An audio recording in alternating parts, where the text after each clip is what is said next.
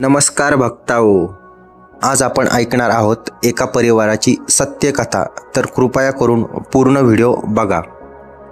आणि कथा अशी आहे की त्या परिवाराचं संपूर्ण आयुष्यच बदललं फक्त बाळूमामांच्या नाम जपाने.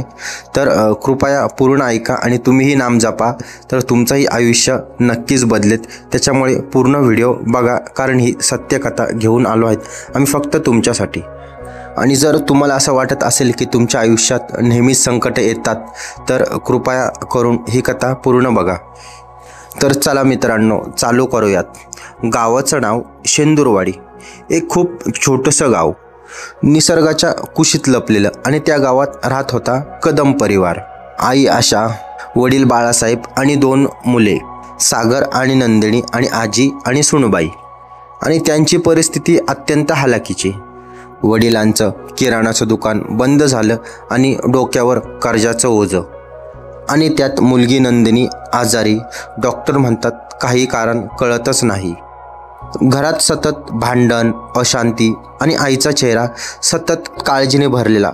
मात्र आजीला विश्वास होता की बाळूमामांच्या नावाने हे सर्व दुःख, जे काही अडचणी, जे काही प्रॉब्लेम आहेत ते सगळे जाणार. आणि एका रात्री आजी म्हणाल्या की आपण बाळूमामांचा नामजप सुरू करूयात. त्यांच्या नावात चमत्कार आहे बाळा, असं आजी घरच्यांना समजवत होती.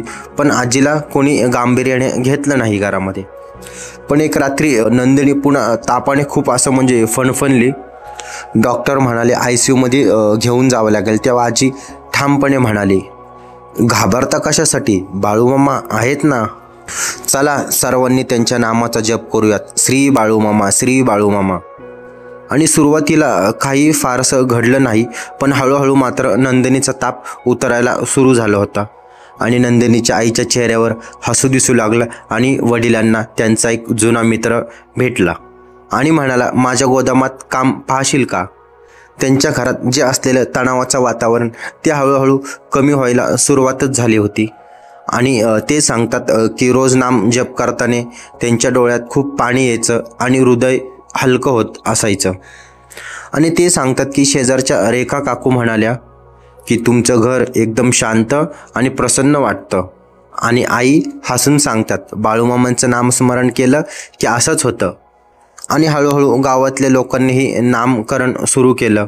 तर गावातल्या लोकांनी त्यांनाही अनुभव सांगितला की कोणाचं सांधेदुखी कमी झालं, तर कोणाचं गुडघेदुखी कमी झालं, तर कोणाची मुलं सुधारली. आणि त्याच प्रकारे त्यांच्यामुळे गावात आता सामूहिक नामस्मरणही सुरू झाला होता दर गुरुवारी. एवढंच फक्त सगळेजण श्री बाळूमामा, श्री बाळूमामा असे म्हणायचे, असं कदम परिवाराने सांगितलं होतं. आणि एक रात्री वडिलांना स्वप्न पडलं होतं. तर त्यांच्या स्वप्नात बाळूमामा स्वतः त्यांच्या समोर उभे होते, हातात दंडा आणि डोळ्यात करुणा. की बाळा, तू नाम घेतलंस म्हणून तुझ्या परिवारावर कृपा केली आहे, नाम घेणं सोडू नकोस. आणि दुसऱ्याच दिवशी त्यांना एका कंपनीत मोठी सप्लायची डील मिळाली आणि त्यांचं आर्थिक परिस्थिती ही हळूहळू सुधारण्यास सुरू झाली होती. तेव्हापासून त्यांनी गावात दर रविवारी सुद्धा नामजप सुरू केला होता. आजी म्हणाली, माझं स्वप्न पूर्ण झालं आणि आता माझं घर बाळूमामांच्या नावात न्याहात झालं. नंदिनी आता नेहमी शाळेत टॉप करत होती. आणि आई वडील आणि सागर नामात जपले होते. खूप सुंदर असं नामाचं त्यांनी चालूच ठेवलं होतं. की ते सांगतात की असा कोणताही दिवस जात नसे की आम्ही बाळूमामांचं नाव घेत नसे. आज मी ही तुम्हाला सत्यकथा सांगत आहे. त्याचं कारण ते सांगतात की बाळूमामांचं नाव घेतल्याने फक्त परिस्थिती बदलत नाही, तर मनही हलकं आणि शांत होतं. ते सांगतात की भक्ता हो, तुम्ही फक्त दररोज 5 मिनिटं बाळूमामांचं नाम जप करा. शुद्ध अंतकरण, सातत्य आणि श्रद्धा ठेवा.